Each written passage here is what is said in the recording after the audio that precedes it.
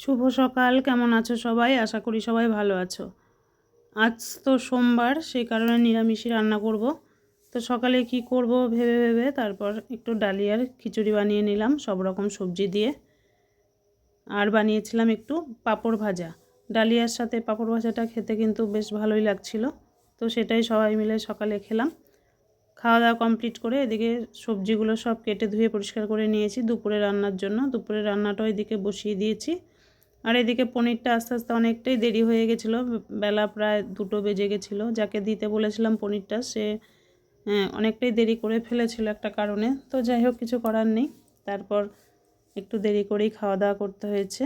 তো করেছিলাম দেখো পেঁপে ভাজা কালো জিরে ফোড়ন দিয়ে, আর করেছিলাম মুগ ডাল দিয়ে লাউ দিয়ে তরকারি, আর ছিল পনিরের তরকারি, ছিল চাটনি, আর ছিল কুচানো স্যালাড।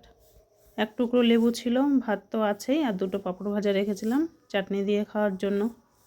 তো এটাই ছিল সোমবার দুপুরের খাওয়া দাওয়া।